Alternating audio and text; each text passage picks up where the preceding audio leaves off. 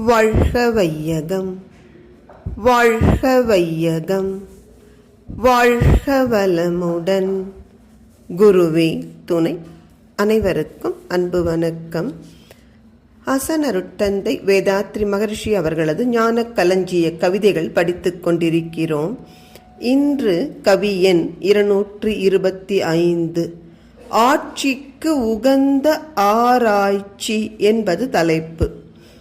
சமூக நலனே முக்கிய குறிப்பாய்க் கொண்ட சமயங்கள் பலவற்றின் தலைவர்கட்கும் சமூகத்திற்கு அவசியமாம் பொருள் பெருக்கும் சர்வ தொழில் நிபுணர்களின் தலைவர்கட்கும் சமூகத்தில் பெரும் அளவில் தொடர்பாய் உள்ள செல்வர்கட்கும் அழைப்பு அனுப்பி சேர்த்து சமூகத்திற்கு அவசியமாம் தேவை ஆய்ந்தோம்.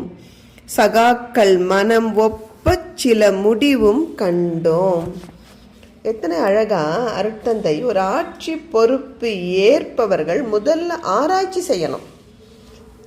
நாம எந்த சமூகத்தினுடைய ஆட்சி பொறுப்பை ஏற்றுக்கொண்டிருக்கிறோம், அந்த மக்களுக்கு என்ன நன்மை செய்யணும் திட்டமிட்டு தானே செயலில் இறங்க முடியும்.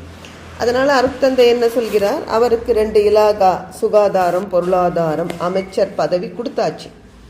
ஆனால் முதலாக என்ன செய்கிறார், நேற்றே பார்த்தோம், தான் செய்ய வேண்டிய கடமை என்ன என்பதை குறித்து கொண்டு உடனடியாக அவர் செயலில் இறங்கிவிடவில்லை.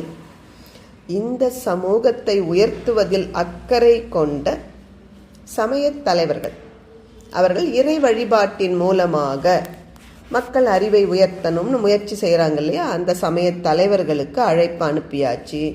அதே போல் மக்கள் வசதியாக வாழ்வதற்குரிய பொருட்களை உற்பத்தி செய்கின்ற தொழில் நிபுணர்கள், தொழில்துறை தலைவர்களுக்கும் அழைப்பு அனுப்பி, அதே போல் ஏதோ ஒரு வகையில் செல்வச் செழிப்பாக அவர்கள் ஒரு கல்விச்சாலை நடத்தி கூட செல்வந்தராக இருப்பார்கள்.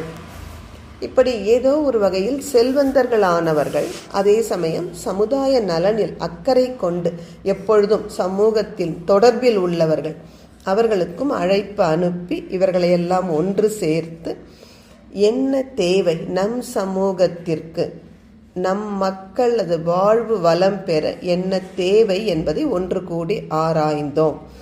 அதன் பிறகு அனைவரும் சேர்ந்து மனம் ஒப்பி சில முடிவுகளை எடுத்தோம்